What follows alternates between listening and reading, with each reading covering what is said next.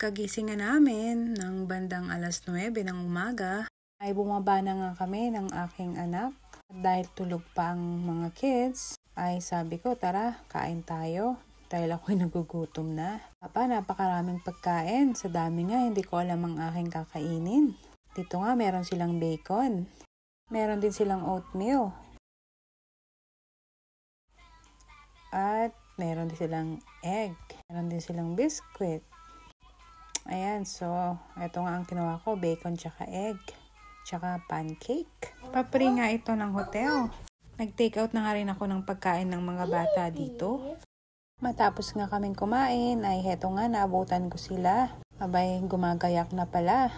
Bandang alas 10 na nga ito ng umaga. At yan, nag-aapura na rin kaming bumaba.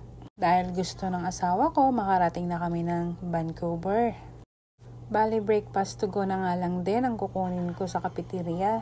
Dahil na late na nga kasi kaming nagising. So, ayan nga, nasa lobby na kami dito. Aantayin lang namin ang asawa ko na kukunin ang sasakyan. At heto nga, we're ready to roll. Siguro mga 9 hours drive pa. So, ito nga ang aming route ngayon. Bali, nasa Oregon kami ngayon. At madadaanan namin ang Washington State. Isang state pa bago Vancouver.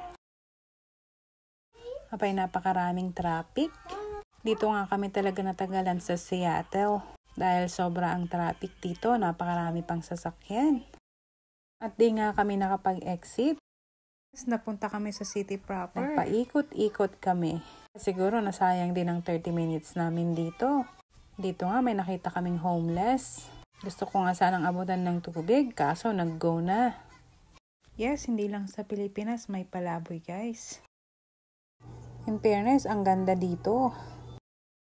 Nakita na nga rin namin ang papuntang highway. Napakaganda ng daan. May part na makulimlim, may part naman na maulan. Bandang alauna na nga ito. At ayan, nagwawala na si baby. Kasi naman wala pa kaming hinto-hinto nito. Ako'y gutom na rin, pati ang aking driver. At may nakita nga kaming gas station. At may restaurant din. So, yun nga ang aming gagawin. Aming first stop over. First and last, I guess. Dahil gusto nang makarating ng asawa ko sa Vancouver. So, ayan, huminto na nga kami. Yes, puno na nga ang diaper. Kailangan na mag-diaper change. Kaya yun, agad-agad na rin kaming bumaba. Nagpagas na rin kami dito. Aba, sobrang tuwang-tuwa itong dalawa. At pati na rin itong maliit na to.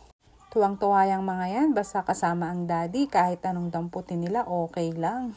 Pero since good naman sila sa aming biyahe, sabi ko, sige, go lang. So matapos nga yan, ay bumalik na rin kami sa sasakyan. I guess, eat and run na naman ito. So ayan, tama nga ang hinala ko. Habang nag-i-edit nga ako dito is natakam na naman ako nito. Bay, napakasarap naman kasi ng sandwich na to. At ayan nga, tuloy na naman ang aming biyahe. At dito'y naulan. At dito na may maaraw. I think part na to ng Washington. At malapit-lapit na rin yata kami sa aming destination.